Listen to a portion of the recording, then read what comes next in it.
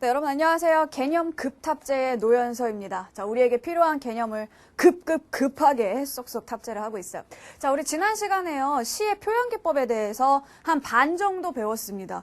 헐, 그렇게 많은 내용이 반밖에 안 되다니 그런 생각이 드시죠, 그렇죠? 하지만 선생님이 얘기했어요. 표현기법이 가장 많은 개념들이 쏟아져 나오는 부분이고요. 그리고 이 개념들은 지금 확실하게 해놓지 않으면 계속 앞으로 여러분 고생합니다.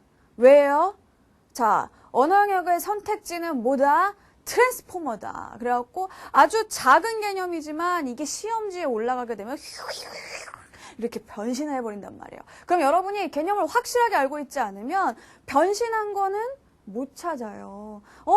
나는 선경우정은 아는데 근데 선경우정을 다른 말로 풀어서 써놓으면은 모른단 말이에요. 그래서 이번에 확실하게 여러분 다 표현에 관련된 개념들 잡고 가고요. 중요한 건 또 뭐다? 표현기법에 따른 효과까지 함께 알아보자고 했죠. 자, 그러면 오늘 역시 다시 한번 정리를 해보도록 하겠습니다. 자, 시를 공부할 때 우리가 꼭 알아야 할 궁극의 키워드 4! 자, 뭐죠?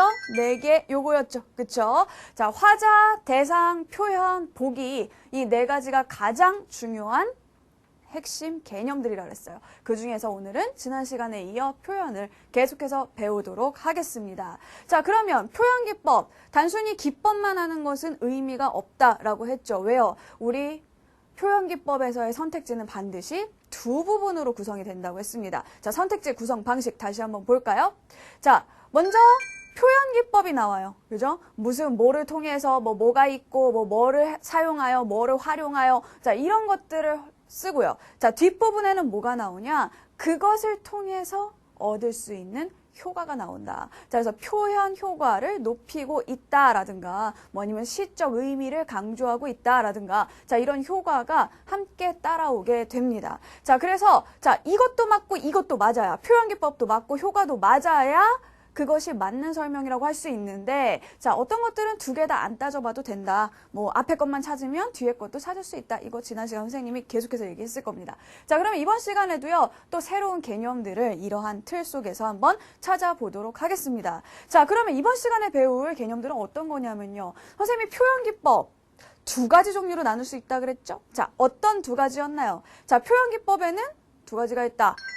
눈으로 찾는 표현기법과 머리로 생각하는 표현기법이 있다. 라고 했을 거예요. 눈으로 찾는다는 거는 뭐냐? 생각 많이 안 하고 그냥 눈으로 딱 찍는 거죠. 아, 요런 거 있으면 영탄이라고 그랬어, 선생님이. 요런 거 있으면 대화체라 그랬어. 아, 요런 거 있으면 지규지. 자, 이렇게 쉽게 찾을 수 있는 것들. 지난 시간에 했어요. 좋았죠? 그쵸? 쉬워서. 자, 이번 시간 살짝 우리가 이제 머리를 좀 쓸 때가 왔습니다. 이제 쓸 때가 됐어요. 언제 쓸 거예요? 평생 지금까지 안 썼는데, 그죠? 자, 이제부터 머리를 좀 써보도록 합시다. 자, 머리로 생각하는 표현기법. 지난 시간에 비하면은요, 조금 약간 이렇게 열이 날 수가 있어요. 하지만 이것도 어렵지 않아요, 여러분. 절대 어렵지 않다는 거 쉽게 우리가 생각할 수 있다는 거 알려드릴게요. 아시겠죠?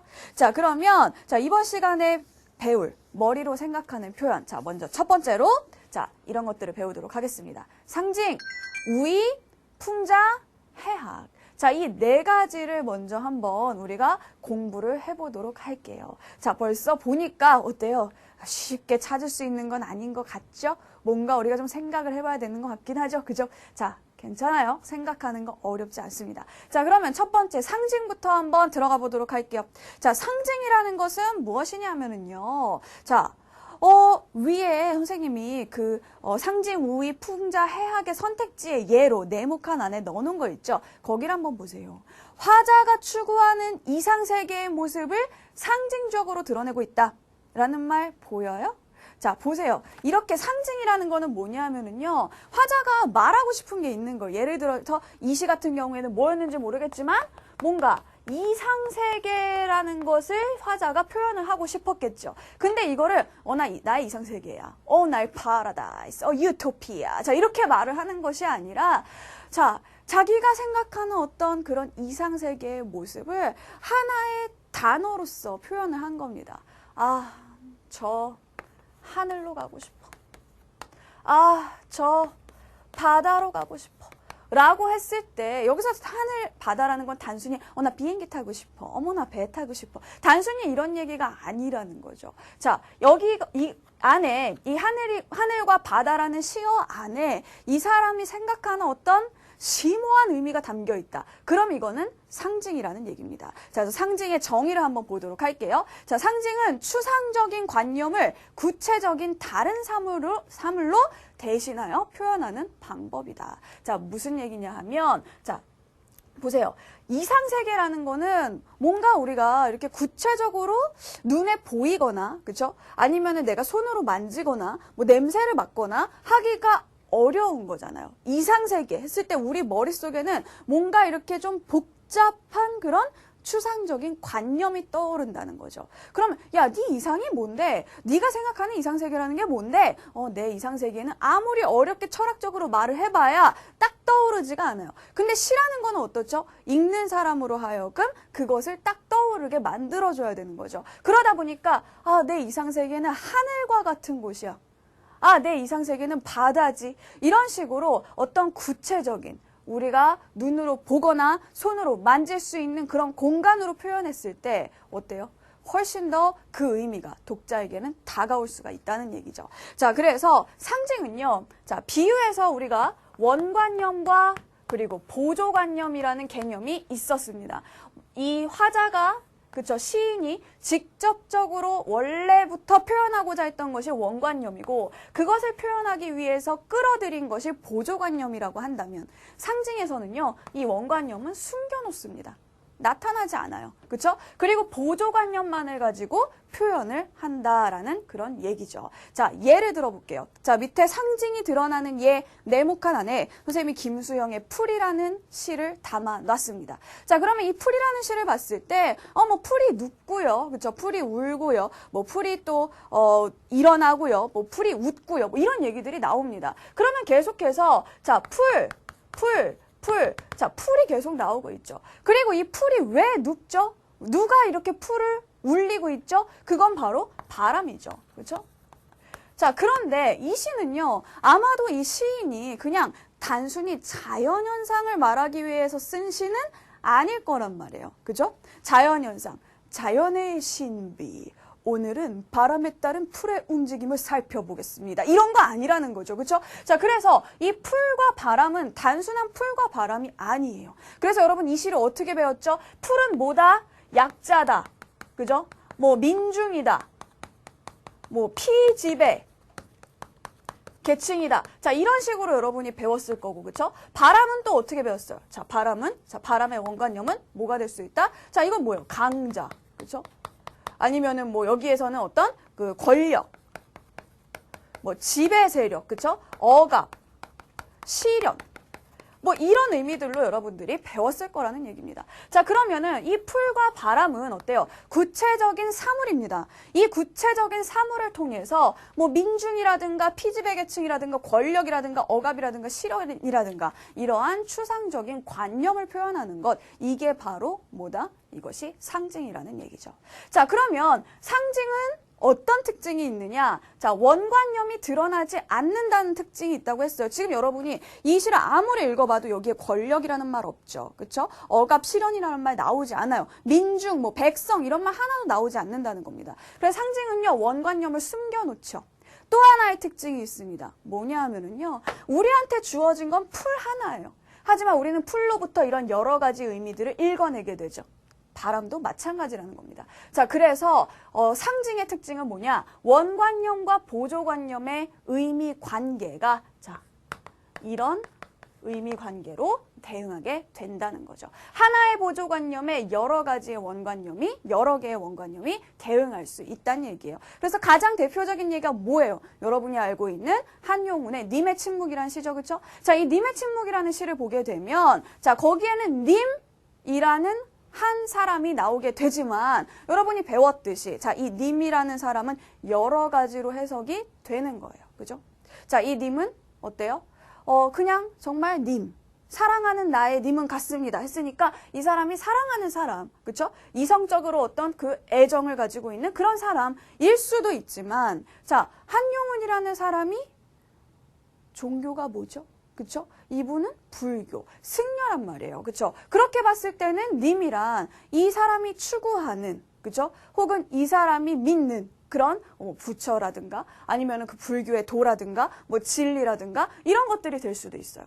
자, 그리고 또 한용우는 승려이면서 동시에 독립운동가였죠. 그렇게 봤을 때는 이 님은 또 뭡니까? 이 사람이 기다리는 나라의 독립, 뭐 조국, 이처럼 님이라는 하나의 보조관념에 여러 개의 원관념이 대응할 수 있다. 이게 바로 상징의 특징이라는 얘기예요. 아시겠죠? 자, 그래서 상징이 사실 시에서 굉장히 중요한데요. 의외로요, 우리가 기출문제에서 상징이라는 말을 만나기는 쉽지 않습니다. 왜냐하면 이 상징이라는 말을 사실은 좀 더 다른 표현으로 많이 쓰기 때문이라는 거죠. 자, 뭐냐? 바로 두 번째 개념입니다. 자, 두 번째 개념 바로 뭐냐 하면 우위예요. 우위. 자, 이 우위라는 거는 뭐냐 하면, 자, 우위의 원래 뜻은 돌려 말하기라는 뜻이에요. 자, 돌려 말하기.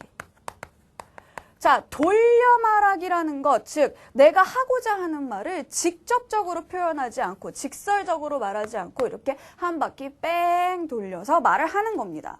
자, 무슨 뜻이냐면은요, 정말 뭐 내가 조선시대에 억압받는 그런 천민계층이었다. 뭐 굉장히 막 그 힘없고, 그쵸? 불쌍한 그런 백성이었다라고 한다면 왜 불쌍했을까요? 임금님은 항상 백성들을 사랑한다는데 왜 불쌍해요? 그렇죠. 자, 임금님 백성을 아무리 사랑해주면 뭐합니까? 이 백성들은 평생 살면서 임금님을 한 번도 못 볼 텐데요. 그렇죠. 오히려 이 사람들이 만나는 사람들은 그렇죠. 설이나 아전, 그렇죠. 뭐 아니면은 그 고을의 원님, 뭐 이런 사람들. 자, 이런 사람들은 어때요? 괴롭혔죠. 그쵸? 뭐, 물론 안 그런 사람도 있지만 대부분, 그래서 이런 사람들을 우리가 탐관오리라고 한단 말이에요. 그러면 탐관오리 때문에 못 살겠네. 아니, 귀신은 저런 사람들 안 잡아가고 뭐하나. 탐관오리 정말 못된 사람들이야. 저 사람들 때문에 살 수가 없어. 자, 이러면서 막 비판을 한다고 합시다. 그럼 어떻게 되죠? 쇠고랑차예요. 그죠? 살 수가 없어요. 당연히 감옥에 갇혀서 매질도 당하고, 그죠? 험한 꼴을 많이 당할 수가 있다는 겁니다. 왜요? 권력을 가진 자를 직접적으로 비판을 했으니까. 그래서 우리 이 조선 후기의 시들을 보면 탐관오리의 횡포를 비판하는 시들이 다 어떤 방식으로 쓰여 있나요? 탐관오리 때문에 못 살겠네. 탐관오리 너무 탐욕스럽네. 탐관오리들, 자, 저렇게 살면 안 되는데, 이렇게 쓴 시는 거의 없다는 얘기입니다. 자, 어떤 식으로 썼느냐? 두텁이 파리를 물고 두엄 위에 치달아 앉아. 이런 식으로 썼다는 거죠. 자, 그게 무슨 얘기냐면, 자, 거기 밑에 선생님이 우위가 드러나는 예 해가지고 넣어놓은 그 시예요. 가시를 한번 보세요. 자, 두꺼비가 파리를 물고 두엄, 걸음 위에 앉아있다라는 그런 얘기입니다. 이게 단순히 이 사람이 또 아까 풀처럼 동물의 왕국이에요, 지금? 동물의 세계를 지금 얘기하고자 하는 거예요? 동물의 왕국 톤으로 또 그럼 얘기해야지. 오늘도 두터비는 다리를 물고 두엄 위에 치달아 앉아 있었습니다. 그때 한 마리의 백송골이 날아오는군요. 두꺼비는 깜짝 놀라서 아래로 뛰어내렸습니다. 자, 이런 거 동물의 왕국 아니라는 거죠. 지금 단순히 두꺼비 얘기, 파리 얘기, 백송골 얘기하는 게 아니라 그 안에 상징적 의미가 들어있다는 얘기죠. 두꺼비가 파리를 물고 있다는 것은 바로 이런 탐관오리들이 힘없는 백성들을 괴롭히고 있다라는 그런 뜻이 됩니다. 그래서 자, 어떻습니까? 비유라든가 상징을 사용해서 이렇게 한 바퀴 돌려서 말하는 수법을 우리가 우위적 수법이라고 한다라는 그런 뜻이에요. 자, 그래서 우위를 사용하려면은 주로 이렇게 두꺼비가 파리를 물었다라고 동물을 가지고 의인화시키는 경우, 그러니까 동물이나 식물을 의인화시켜서 우위를 만드는 경우도 있고요. 자, 또 하나는 뭐냐면은요, 꼭 동식물이 나타나지 않는다 하더라도 현실 세계에서 일어나는 일을 다른 비슷한 상황에다가 빗대어서 표현하는 경우도 있다는 겁니다. 자, 거기 나작품이 여기에 해당하는 건데, 자, 나작품은 뭐냐 하면 고공가에 대한 나작품은 고공가예요. 자, 이 고공가라는 건 뭐냐면은 이 고공은 머슴이라는 뜻인데, 자, 이 고공들이 생각이 없다.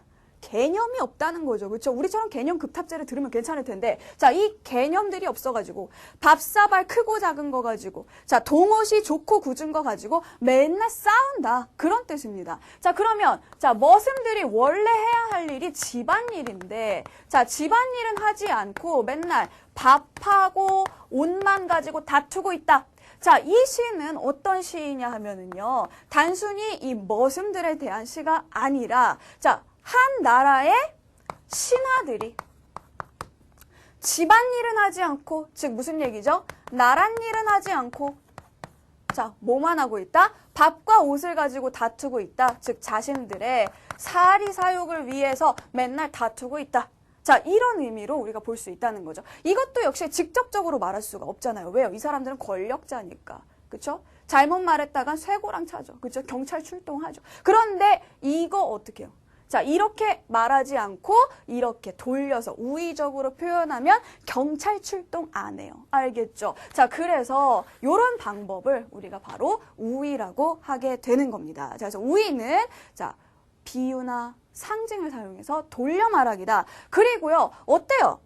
두 경우 모두 두꺼비든 고공이든 간에 자기들이 직접적으로 말할 수도 있는데 굳이 직접 말하지 않고 돌려 말한다는 거는, 그죠?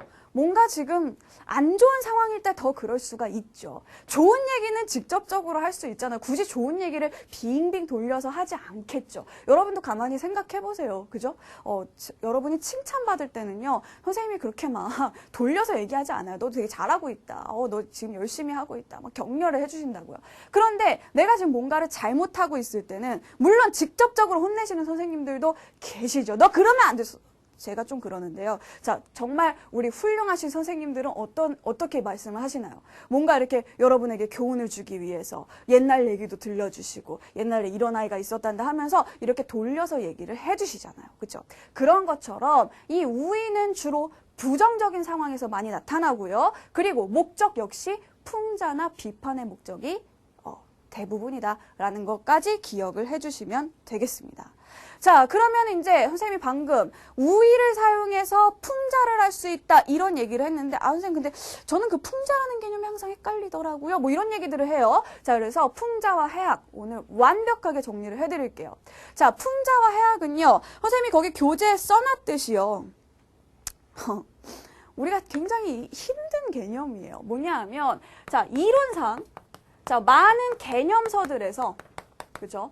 여러분 지금까지 개념 한 번도 공부 안 해본 건 아니죠. 그래도 어디선가 보긴 봤죠. 그쵸? 자, 많은 개념서나 아니면은 여러 그 설명들에서 이 풍자와 해악에 대해서 많이 구분을 해놨을 겁니다. 얘네들을 굉장히 여러분들한테 그 설명을 해주려고 여러분 이해시키려고 굉장히 많은 노력들을 하고 있다는 얘기죠. 거길 보면 어떻게 설명이 되어 있냐면요. 풍자는 뭐다? 공격적 웃음이다. 자, 그리고 해악이라는 거는 뭐다? 우호적 웃음이다.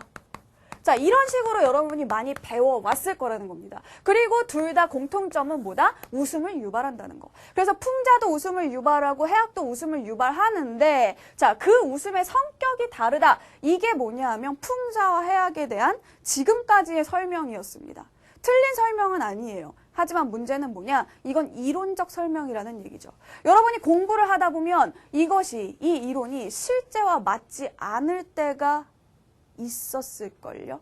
자, 얘기를 해볼게요. 자, 공부하다 보니까 이런 문제가 발생을 하는 겁니다. 자, 그 다음 페이지 보세요. 문제 상황 1.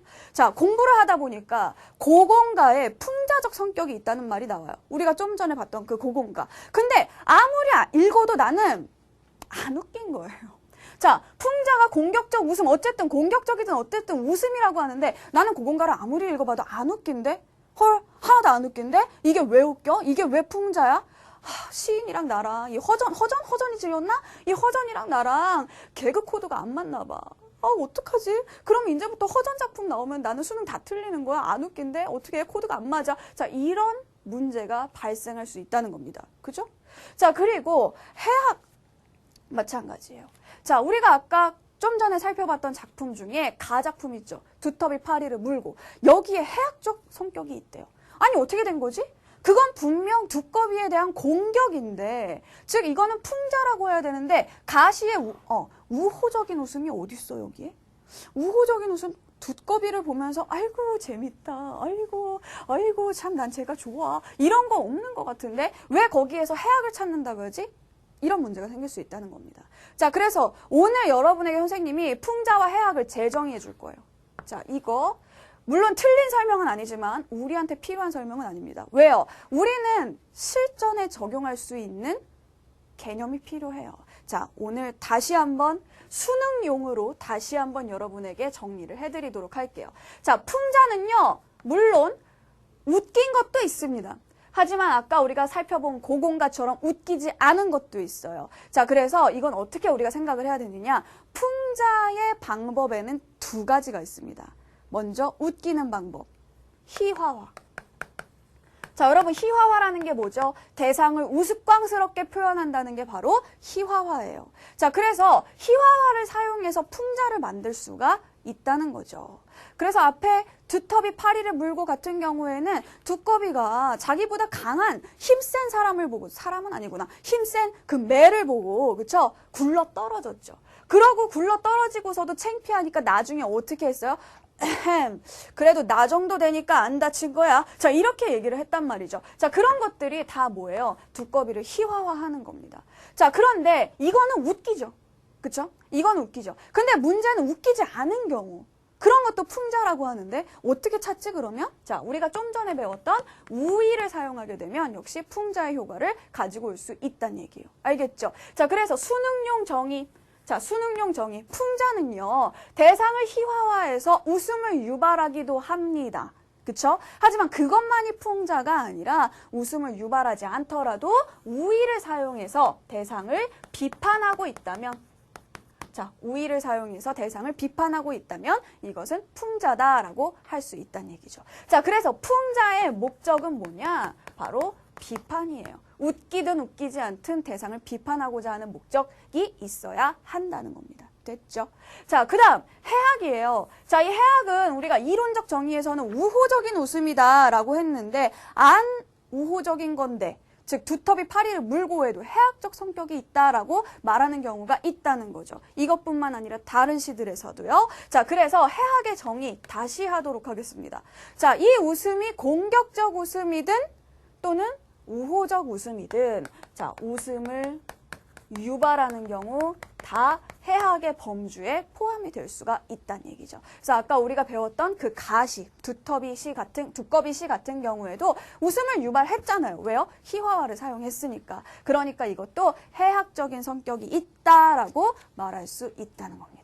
아시겠어요? 됐죠? 자, 그래서 더 이상 여러분 이론과 현실의 차이로 인해서 혼란스러워하지 않길 바랍니다. 됐죠? 자, 그러면은 자, 이제 다음으로요. 머리로 생각하는 표현. 이거 조금 머리 많이 필요합니다. 자, 두 가지를 더 한번 살펴보도록 할게요. 바로 반어와 역설이에요. 자, 이 반어와 역설, 그쵸? 얘네들은 항상 같이 다니는 친구들이죠. 같이 다닌다고 해서 여러분이 비슷하다고 생각할 수 있겠는데 그렇지 않습니다. 얘네들은 사실요, 그냥 반어와 역설, 반어와 역설, 반어와 역설 이렇게 말하다 보니까 자기들도 모르게 짝이 되었을 뿐이지 얘들은 그렇게 서로 관련 있는 개념들이 아니에요. 사실은 따로따로 알아야 되는 개념이죠. 자, 그러면은 반어부터 한번 살펴보도록 할게요. 자, 반어. 여러분이 주말 내내, 그죠? 자, 토요일 날 놀토였는데 학교도 안 가는데요. 그죠? 자, 토요일, 일요일, 뭐 그냥 공부도 안 하고 이제 고3이 다 되어 가는데, 뭐 고3이 됐는데 공부도 안 하고 하루 종일 TV 보고 무도 보고 와우하고 뭐 이러면서 지냈어요. 계속 주말을. 자, 그랬는데 엄마가 딱 들어오신 거죠. 방에. 그러면서 자, 이런 게임을 하고 있는 나를 보면서 엄마가 뭐라고 하셨을까요? 어이구 잘한다 이렇게 말씀을 하시겠죠. 그래서 그지 엄마 나 잘하지 이러면 큰일 나죠. 그러면은 막 슬리퍼 날아올지도 몰라요. 그죠? 자, 이때 엄마가 잘한다고 하신 게 정말 내가 잘해서 잘한다고 하신 걸까요? 아니죠. 실제로는 잘못한다라는 뜻인데, 그죠? 겉으로 표현을 잘한다라고 했을 뿐입니다. 자, 이게 반어라는 거죠. 겉으로 드러난 표현과 자, 그 속에 담겨있는 의도가 반대될 때 우리는 이것을 반어라고 하게 됩니다. 자, 그런데요. 문제는 뭐냐면요. 이 반어는요. 그냥 글씨로 써놓으면 반어인지 아닌지 알 수가 없어요. 표현 자체에 문제는 없거든요. 보세요, 여러분. 그냥 글로 써놨다. 엄마가 나한테 잘한다 이렇게 말을 했으면 느낌이 오잖아요. 근데 엄마가 나랑 말도 하기 싫은 거여서 내 메모를 남겨놓고 나가버리셨어요. 자, 메모를 뭐라고 남기셨냐? 잘한다. 자, 이렇게 남겨놓고 가셨다. 그러면 나는 이걸 보고 헷갈리는 거죠. 엄마가 진심일까 이게? 아니면은 반어일까? 그쵸? 왜? 이 표현 자체에는 아무런 문제가 없기 때문이라는 거예요. 자, 그래서 반어에는요, 그냥 표현 자체에서 모순을 발견할 수는 없습니다. 그러면 이게 반어인지 아닌지를 알기 위해서는 뭐가 필요하다? 반드시 상황이 필요한 거죠.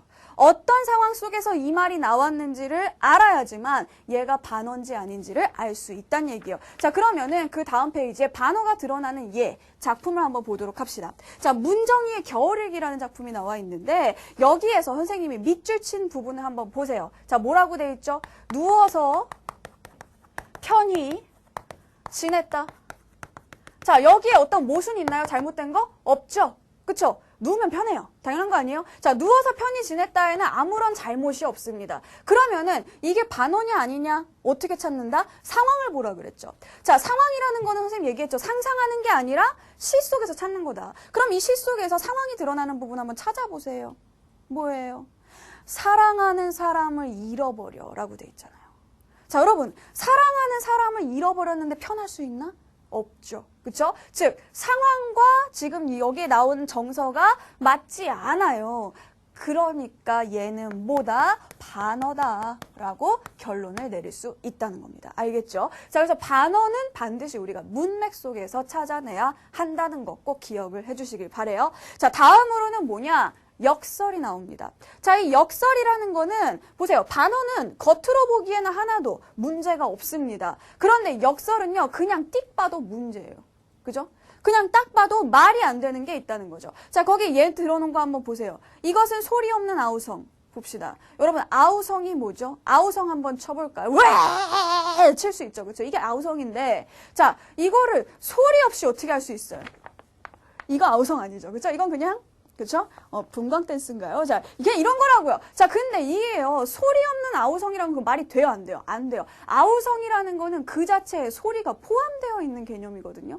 그런데 그걸 소리 없다고 해버리면 여기서 모순이 발생된다는 거죠. 자, 그래서 역설이라는 것은 무엇이냐면은 자, 서로 모순된 것들을 결합을 하는 겁니다. 즉, 실제 현실 세계에서 A와 B는 서로 반대된다, 모순된다, 소리 없다, 그리고 아우성이라는 것을 서로 시에서 어떻게 해요? 결합을 해버린다는 거죠. 현실 세계에서 함께 있을 수 없는 것들을 시에서 함께 있게 만들어요. 그렇게 함으로써 무엇을 표현한다? 자, 새로운 의미, 그렇죠? 뭐 제3의 의미, 뭐 진리 이런 것들을 표현하는 것이 바로 무엇이다? 역설이다 라고 봐주시면 됩니다. 아시겠죠? 자, 그래서 그 밑에 있는 얘들도 마찬가지입니다. 찬란한 슬픔의 봄. 자, 찬란하다와 슬픔 역시 어울리지가 않아요. 여러분 찬란하게 슬퍼봐요. 가능해요? 불가능하다는 거죠. 슬픈 거는 주로 어때요? 좀 찬란하기보다는 약간 불쌍한 느낌이 사실 나게 돼 있죠. 그래서 찬란하다와 슬픔이라는 서로 어울리지 않는 것들을 결합함으로써 역시 새로운 의미를 만들어내고 있다. 자, 님은 갔다. 그리고 나는 님을 보내지 않았다. 이게 얼마나 무서운 일이에요. 그죠? 스토커인가요? 갔는데 어떻게 안 보내요? 자, 역시 이것도 겉으로 보기에는 말이 안 된다는 겁니다. 하지만 그 안에서 나는 절대 님을 잊지 않고 끝까지 기다리겠다라는 의미가 들어있게 되는 겁니다. 자, 그래서 역설은 이렇게 여러분들이 알고 계시면 되겠죠. 자, 반어와 역설 생각보다 어렵지 않네요. 자, 다음으로 우리 또 두 가지 개념을 배워보도록 하겠습니다. 자, 바로 뭐냐면은요. 감각적 이미지와 선경 후정이에요. 이것도요, 약간 머리가 필요합니다. 그런데 머리가 필요한 것 치고 굉장히 쉬운 게 이 두 가지예요. 자, 감각적 이미지라는 거는 뭐냐면요. 여러분, 감각적인데, 이 감각적 이미지가 시험에 나올 때요. 감각적 표현이라는 말로도 또 나오거든요. 그러니까 그걸 보면서 감각적 표현? 이 시인이 감각 있나? 하이 패션. 선생님 지난번에 했던 거. 하이 패션. 자, 이런 거예요, 지금. 감각 좋아. 느낌 좋아. 브라보. 뭐 이런 거예요. 아니라는 거예요. 자, 여기에서 이 감각적 이미지, 감각적 표현은요. 그런 어떤 감각 있다, 느낌 있다, 정말 최고야, 작살, 뭐 이런 게 아니라, 자, 이거는요, 인체 감각기관 있죠. 그쵸? 목, 눈, 코, 입, 귀, 또 뭐 있죠? 피부, 이런 거 있잖아요. 그쵸? 자, 이런 것들을 사용해서 지각할 수 있는 것, 이걸 가지고 느낄 수 있는 것들을 시에다가 집어넣은 겁니다. 즉, 뭐죠? 눈앞에 보이는 어떤 풍경, 아니면은 귀로 들리는 소리, 아니면 냄새, 맛, 촉감, 이런 것들을 시에다 표현함으로써 독자가 그 시를 읽으면서 그거를 함께 느낄 수 있도록, 그 시를 읽고 나면 머릿속에 그런 것들이 떠오르도록 만들어주는 게 바로 감각적 이미지라는 겁니다. 아시겠죠? 자, 그래서 이 감각적 이미지는요, 굉장히 중요해요. 왜 중요하냐면요, 나중에 알려줄 거예요. 아, 궁금하죠? 그쵸? 이번 시간에 안 알려주시롱. 자, 다음 시간에 알려줄 거니까 잘 기억해놓고 있으세요. 아시겠죠? 자, 감각적 이미지 하면 또 여러분이 좋아하는 거 있습니다. 뭐죠? 공감각적 이미지 어찌나 좋아하는지. 자, 왜 이렇게 좋아하는지 모르겠어요. 그죠? 들어봤죠? 자, 이런 거 있으면은 꼭 이렇게 찾아보고 싶고, 그죠? 찾고 나서 뿌듯하고, 이런 게 공감각적 이미지란 말이에요. 생각보다 시험에 별로 안 나오는데, 그죠? 자, 공감각적 이미지라는 것은 뭐냐 하면, 감각의 전이가 일어나는 겁니다. 전이라는 거는 뭐죠? 트랜스포머, 바뀌는 거예요. 자, 그래서, 자, 청각, 즉, 원래는 소리인데, 그것이 시각으로 전이 되거나, 아니면은 반대로, 자, 시각인데, 그것이 청각으로 전이 되거나, 이런 경우입니다. 그래서, 원래는 소리인데, 그 소리가 눈에 보이는 것처럼 표현했을 경우, 뭐, 분수처럼 흩어지는 푸른 종소리, 이런 거 들어봤잖아요. 그쵸? 종소리가, 푸른 종소리, 말이 되냐고요. 원래 종소리는 어떻죠? 들려오는 거죠. 소리죠. 여러분 어디서 종이 땡땡땡 치는데 아, 푸른색이 보인다. 병원 가야 돼요. 그렇죠? 자, 이건 절대로 보이는 게 아닌데 그럼에도 불구하고 보이는 게 아님에도 불구하고 이것을 시각적으로 표현을 하게 되는 것. 자, 이게 바로 공감각적 이미지다라는 거예요. 자, 그 밑에 선생님이 다른 예들도 들어놨으니까 한번 쭉 읽어보시면 이해가 되실 겁니다. 아시겠죠? 자, 그리고 이 감각적 이미지 현대시에만 있는 거 아닙니다. 고전 시가에서도 아주 빈번하게 사용되고 있어요. 사실 모든 시에는 감각적 이미지가 있는 거나 마찬가지. 다음 시간에 얘기해 주려고 그랬는데 그만 여기까지 하겠어요. 알겠죠? 자, 그러면 다음으로 선경우정으로 넘어가 보도록 할게요. 선경우정. 이것도 여러분 되게 좋아하는 거예요. 그렇죠? 공감각적 이미지랑 마찬가지로 여러분이 딱 찾고 나서 뿌듯해하고 좋아하는 거 세 가지 있잖아요. 공감각적 이미지, 선경우정, 수미상관. 그렇죠? 찾고 나서 얼마나 좋아하는지 몰라요. 근데 자, 이 선경우정이라는 거 문제는 뭐냐 하면 선경우정인지 봐 하면은 잘 찾아요. 근데 이 선경우정을 역시 또 이렇게 바꿔놓으면 다른 말로 변신을 시켜놓으면 여러분이 잘 모른다는 겁니다. 이유가 뭘까요?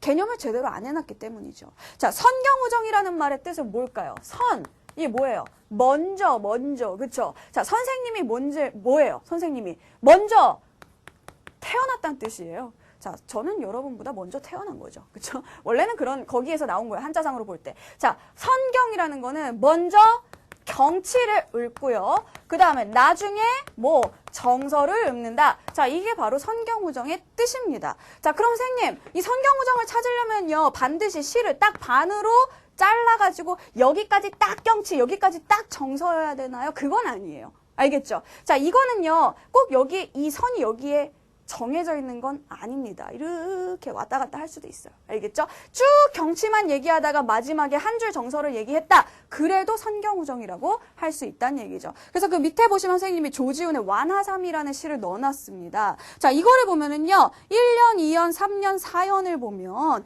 다 뭐예요? 경치와 관련된 내용들이 나오죠. 그쵸?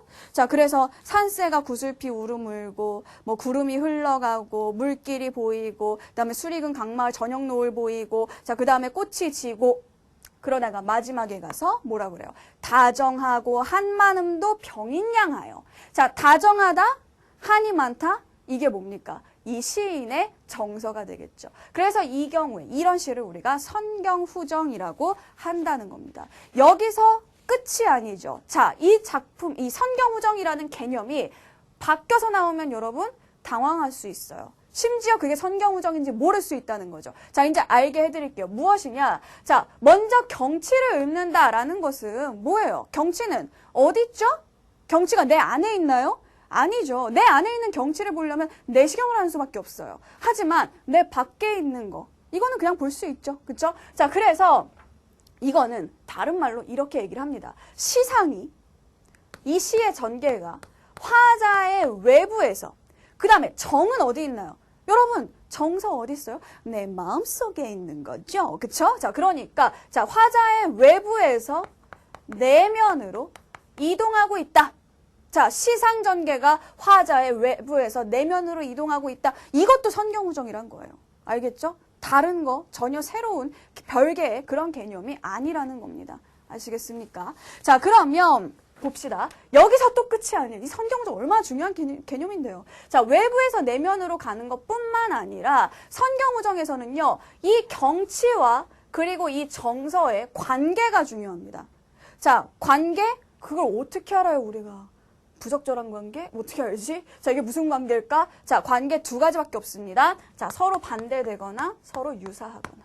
자, 무슨 얘기냐? 서로 반대되는 관계라는 거는 뭐냐 하면 경치가 주는 느낌과 내 속에 있는 마음이, 나의 심리 상태가 서로 반대되는 겁니다. 자, 선생님 거기 넣어놨죠? 황조가. 그쵸? 선생님 이거 좋아하는 시인데. 자, 펄펄 나는 꾀꼬리는 암수 서로 정다운데 무슨 상황인지 알겠어요? 꾀꼬리는 두 마리가 이렇게 항상 날아다닙니다. 이렇게 날아다니면서 서로 막 정다워요. 뭐 지지배가 아니지. 꾀꼬리니까 꾀꼴 막 이러면서 아주 신났어요. 그런데 외로울 사이 내 몸은 네와 함께 돌아갈고 이런 거죠. 그죠? 자, 저 꾀꼬리가 없었으면 그렇게까지 내가 외롭지 않았을 것 같아요. 그런데 안 그래도 지금 외로운데 꾀꼬리마저 짝이 있네. 이러니까 나의 외로움이 더 부각되는 효과가 있죠.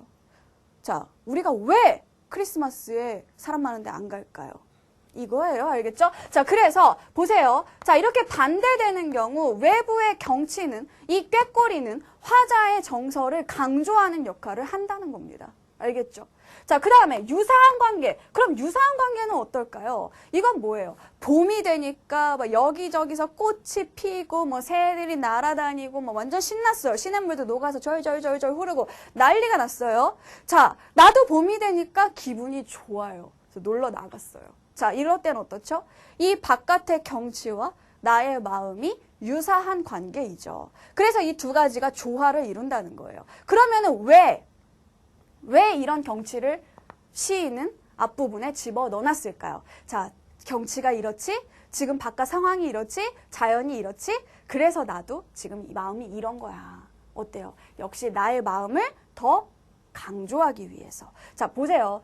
관계와 상관이 없어요. 대조관계이든 유사관계이든 간에 모든 이런 시적인 장치들은 화자가 자신의 정서를 강조하기 위해서 만든 것이다 라고 생각하시면 되겠습니다. 아시겠죠? 자, 그래서 감각적 이미지와 선경 후전까지 봤습니다. 자, 그러면 다음으로요. 우리 이제 머리로 생각하는 표현 마지막입니다. 세 가지를 더 배우도록 할게요. 자, 바로 대조와 객관적 상관물과 그리고 감정이입이 있습니다. 자, 대조라는 거는 방금 선생님이 알려줬죠. 그쵸? 그게 대조예요. 뭐? 꾀꼬리 신나고 정답고 나 외롭고. 자, 이렇게 서로 대조적인, 서로 반대되는 상황을 설정하는 것, 이게 바로 대조입니다. 자, 그래서요, 여러분, 이 대조라는 거는 이렇게 상황을 대조할 수도 있고 아니면 특정 시어를 대조할 수도 있습니다. 대조적인 시어를 사용해서 뭐 물과 불 이런 거 있잖아요. 빛과 어둠 이런 식으로, 혹은 아까 우리가 살짝 살펴봤던 풀과 바람. 보세요. 자, 물과 불이 반대말인 거는 알겠어요. 근데 풀과 바람은 어때요? 이거는 딱히 반대말은 아니죠. 그쵸? 우리가 사전에서 찾아봐도 풀의 반이어가 바람? 이거는 아니란 말이에요. 하지만 시에서 봤을 때 이 시어들의 관계를 보는 거죠. 관계를 보고 얘네들이 서로 대립되는 그런 관계에 있다 하면 이거를 역시 대조되는 시어다라고 말할 수도 있다는 겁니다. 아시겠죠? 자, 그래서 자, 밑에 예를 한번 봅니다. 자, 자리라면 말아두고 돌이라면 굴려낼 수 있으련만 이 마음에 맺힌 시름 언제나 풀릴 건가. 여기 같은 경우에는 뭐예요? 여기서 자리하고 돌이 있고요. 시름이 있어요. 자, 이건 뭐냐 하면 자리, 돗자리요. 자, 돗자리 그렇게 둘둘 말아서 치울 수 있죠. 돌 이렇게 굴려가지고 치울 수가 있단 말이에요. 그런데 나의 시름은 치울 수가 없어요. 없어지지가 않아요. 그래서 답답한 거예요. 없앨 수가 없으니까. 역시 여기에서도 대조가 사용됐는데 자 이렇게 되니까 자 뭐가 강조돼요? 설마 돌이 강조된다고 하진 않겠죠? 나의 시름이 그만큼 깊고 큰 것이구나. 바로 정서가 화자의 정서가 강조되는 그런 효과가 있는 겁니다. 아시겠죠? 자, 두 번째 예를 보세요. 자, 여기 같은 경우에는 흰나비와 바다가 나와 있는데 자, 흰나비와 바다도 마찬가지입니다. 나비는 어때요? 굉장히 작고 연약하고 여러분 나비 이렇게 만져본 적 있어요? 잡아본 적 없어요? 그런 거 하지 않아요? 어릴 때는 다 그냥 이렇게 나비 만져보고 개구리 먹고 이런 거 아니에요? 저만 그랬어요? 자, 여러분 안 그러는구나. 선생님 나비 잡는 아주 귀신 같은 소녀였어요. 초등학교 때. 선생님이 굉장히 초등학교 때 이렇게 통통했었어요. 뚱뚱했어요. 그런데 어찌나 행동이 민첩한지 남들은 잠자리밖에 못 잡아요. 우리 반 남학생들도 잠자리밖에 못 잡아요. 근데 나비는 진짜 빠르거든요. 절대 못 잡거든요. 선생님 나비를 귀신같이 잡아내는 그런 소녀였답니다. 어쨌든 자, 이 나비는요 정말 딱 잡으면요 어떤 느낌이 드냐면 정말 바스라질 것 같아요. 너무 연약한 거죠. 그죠? 자, 이 나비와 커다란 바다. 파도가 막 치는 이런 바다. 어때요? 서로 대조되죠. 자, 그런 바다 속에 나비가 있다 보니까 어떻습니까? 나비가 더 약하고 더 작고 더 상처받기 쉬운 존재로 그려질 수가 있다는 거죠. 자, 그러면 정리합시다. 대조의 효과는 무엇이냐? 대상의 의미를, 대상의 속성을 강조하는 것이다. 알겠죠? 자, 여러분 이것도 뭡니까? 자동으로 따라오는 효과라는 거예요. 자, 대조를 활용하여 대상의 속성을 강조하고 있다라고 했으면 이 뒤에 있는 효과는 무조건 맞는 겁니다. 여러분 대조만 찾아주시면 돼요. 알겠죠? 자, 다음으로 감정이입과 객관적 상관물을 한번 살펴보도록 합시다. 자, 이 감정이입하고 객관적 상관물은요. 여러분 많이 헷갈리고요. 또 많이들 물어봅니다. 자, 일단 여러분 감정이입이라는 거는 뭐냐면 내가 가지고 있는 감정을 대상에다가 집어넣는 거야. 그래서 그 대상도 그 감정을 가지고 있다고 생각을 하는 거죠.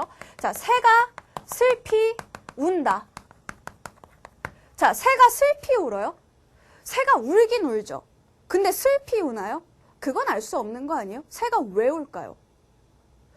슬프니까 당연히 울죠, 선생님. 우는 건 슬퍼서 우는 거 아니에요? 이렇게 생각할 수 있죠. 그럼 새가 웃나요?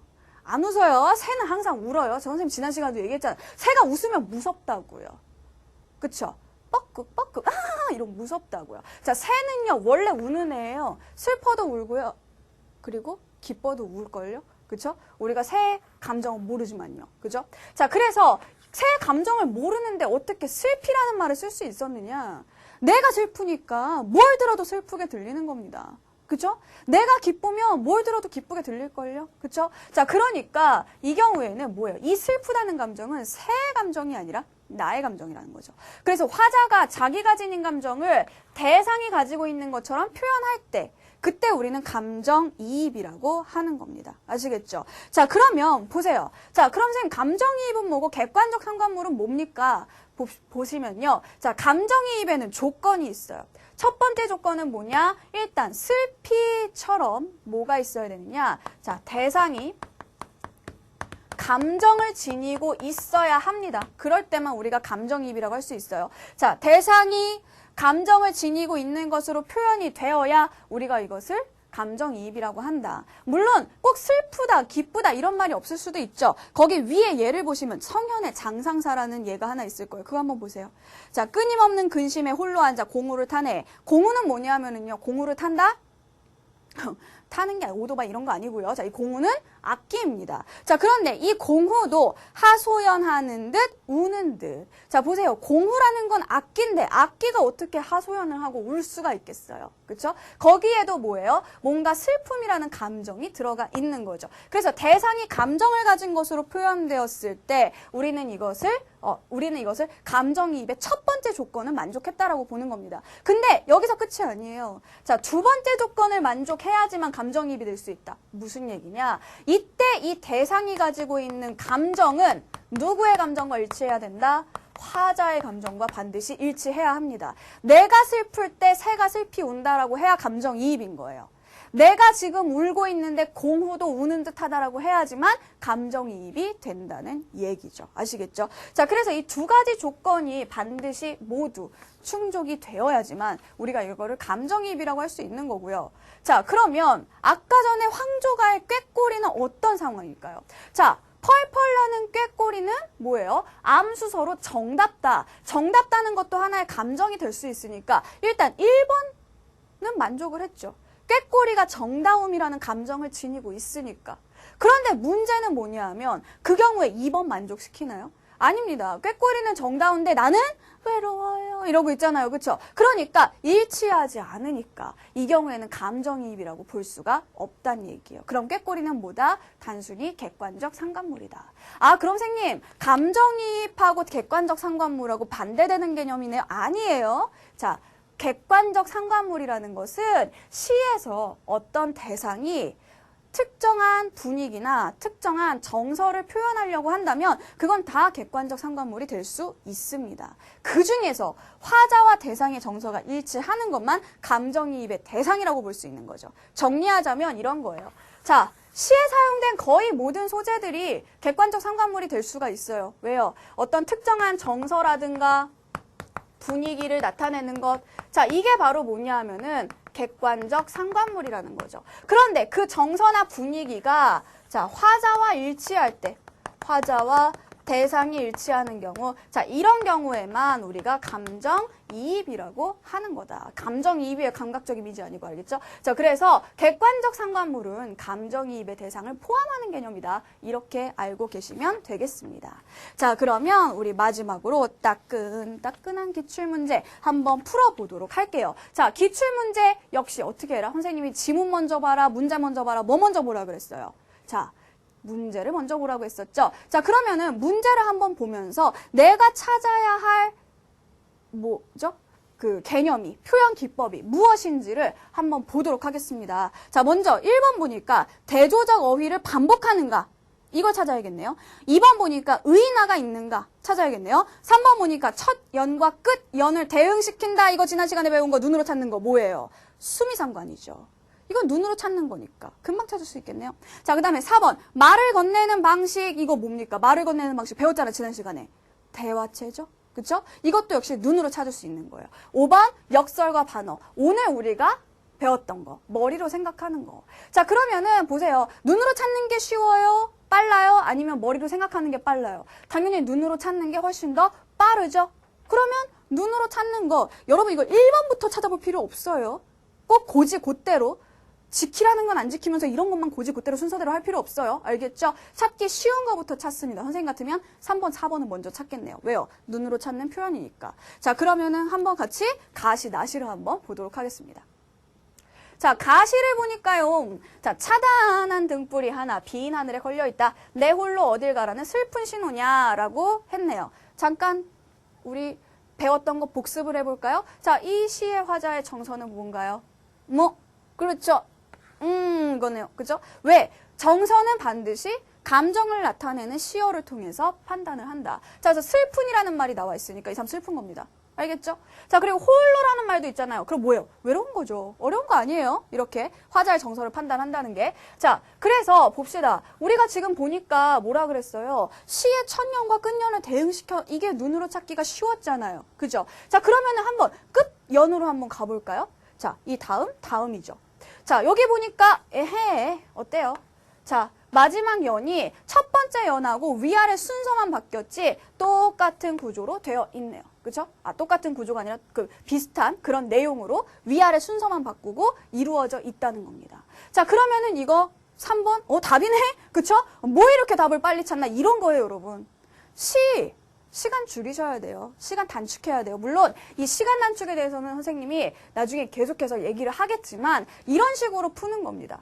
빨리 찾을 수 있는 걸 먼저 풀다 보면 이렇게 얻어 걸리는 수가 있다는 거죠. 그죠? 자, 그래서 이 시는 수미상관이 있어요. 자, 다시 앞으로 한번 돌아가 보도록 할게요. 자, 나머지들, 그래도 우리가 공부하는 입장이니까, 자, 나머지들을 한번 살펴보면은요. 자, 긴 여름에 황망이 나래를 젓고, 나래라는 거는 날개거든요. 해 날개 있어요, 없어요? 없죠. 그쵸? 해는 날개가 없는데 이 해가 지는 것을 날개를 이렇게 접었다라고 표현을 하고 있는 겁니다. 그쵸? 어때요? 그냥 해가 지는 것보다 훨씬 더 시각적인 효과가 강해지죠. 그죠? 자, 그래서 이 시는 어때요? 시각적 이미지가 중시되고 있는, 시각적 이미지가 두드러지게 나타나는 그런 시라고 볼 수가 있어요. 아시겠죠?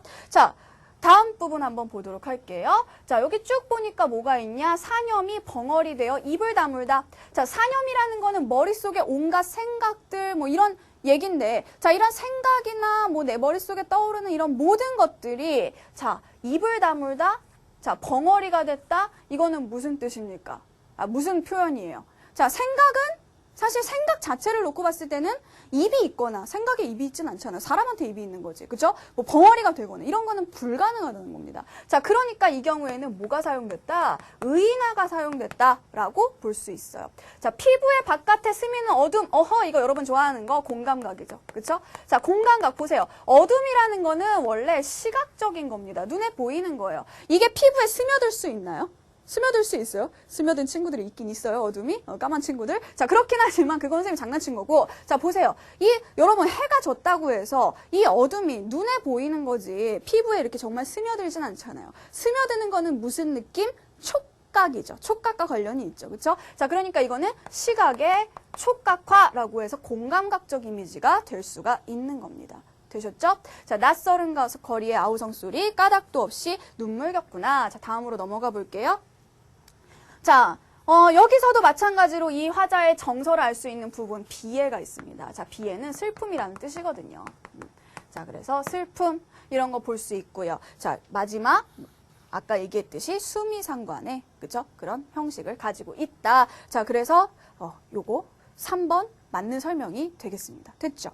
자, 그 다음에 나를 볼게요. 자, 나를 보니까 자, 여기 봅시다. 벗이여 이런 거 뭐예요? 벗이여. 부르는 말. 그대. 자, 너, 당신, 그대 다 2인칭. 뭐 생각난 거 없어요? 지난 시간에 배웠는데. 자, 이런 거 뭐다? 대화체다. 자, 부르는 말이나 아니면은 너 같은 그런 2인칭 표현이나 아니면 뭐뭐 하자, 뭐뭐 해라, 명령형, 청유형 의미가 나올 때 우리는 그걸 대화체라고 한다 그랬죠. 대화체를 다른 말로 하면 자, 거기 14번에 4번에 있듯이 말을 건네는 방식이 되는 겁니다. 그죠? 자, 그러니까 말을 건네는 방식, 대화체는 일단 사용이 되어 있는데 가에서는 이런 거 발견할 수가 없었기 때문에 일단 대화체를 공통점이라고 볼 수는 없다는 겁니다. 아시겠죠? 자, 또 뭐가 있냐 하면 자, 활자라는 거는 글자잖아요. 글자가 자유를 말한다? 글자가 어떻게 말을 해요? 말은 사람만 하는 건데요. 역시 여기에도 뭐가 사용되어 있다? 자, 의인법이 사용되고 있다. 자, 그리고 뭐 우리 눈으로 찾을 수 있는 거. 아이고, 이거 사실 먼저 했어야 되는데. 자, 첫 번째 연과 끝 연이 대응된다? 자, 그럼 눈으로 찾을 수 있나? 한번 보세요. 자, 이게 마지막 연이잖아요. 어때요? 똑같죠? 그렇죠? 비슷하죠? 자, 그러니까 이 작품도 역시 수미상관으로 되어 있다라고 볼 수 있다는 겁니다. 그러면 가도 수미상관, 나도 수미상관, 그러니까 눈으로 쉽게 찾아서 3번을 우리가 답이라고 해줄 수 있다는 얘기죠. 되셨죠? 자, 그 외에 다른 표현법도 한번 찾아봅시다. 오늘 표현법 마지막 시간이니까요. 자, 여기 하나 더 앞으로 가시면은요. 자, 여기 보세요. 벗이여 어쩌고저쩌고 하면서 그대는 마음에 들지 않겠지 하면서 마음에 들지 않어라. 그래, 너 마음에 들지 않을 거야. 뭐 마음에 들지 않는 게 틀림없어. 자, 그 다음 부분을 볼까요? 자, 또 뭐가 나와 있어요? 모두 다 마음에 들지 않어라. 그쵸? 자, 또 마음에 들지 않어라. 이런 거 뭐라고 했죠? 그렇죠. 비슷한 구절의 특정 식구의 반복이다. 여러분, 반복을 하게 되면 어떤 효과가 따라오게 된다? 운율과 강조의 효과가 따라오게 된다라는 것까지 여러분 기억을 해주셔야지 되겠습니다. 자, 그리고 또, 자, 뭐가 마음에 안 들어요? 자, 이런 것도, 자, 이런 것도, 자, 이런 것도, 이런 것도, 자, 이런 건 뭐예요? 얘도, 자, 마음에 안 든다. 이런 거 뭐예요? 나열, 열거라고 하겠죠. 그쵸? 자, 그래서 하나하나 이렇게 대상을 주는 것을 자, 열거 혹은 나열이라고 한다. 요 개념까지 가지고 가시면 되겠네요. 자, 그래서 오늘요. 우리 머리로 생각해야 되는 표현 기법들 한번 싹 배워봤어요. 근데 머리 많이 생각해야 되나요? 아니죠. 생각보다 쉽게 거의 눈으로 찾는 거와 마찬가지로 우리가 쉽게 찾아낼 수가 있었습니다. 이게 여러분 개념이 있고 없고에 따라서 정말 많은 차이가 있는 거예요. 자, 그러면 우리 역시 오늘도 도전장을 내밉니다. 언신, 보고 있나? 자, 이 언신들, 설명할 줄 모르는 언신들한테 우리는 설명할 수 있습니다. 원래부터 잘하는 애들은 원래 설명 같은 거 잘 못해요. 자, 보세요. 우위, 감각적 이미지, 역설, 감정이입, 그쵸? 자, 다른 개념들도 많이 있었지만 우선적으로 이 4개를 먼저 탑재를 하십시오. 가장 많이 나오고 가장 중요한 것들입니다. 4개 다 한 다음에 나머지 것들 또 복습을 하세요. 자, 우리 다음 시간에는요, 지금까지 배웠던 모든 것들을 다 종합해서 시 문제를 어떻게 풀어야 할지 종합 연습 및 또 중요한 개념이 나가는 시간이 되겠습니다. 다음 시간에 뵐게요. 감사합니다.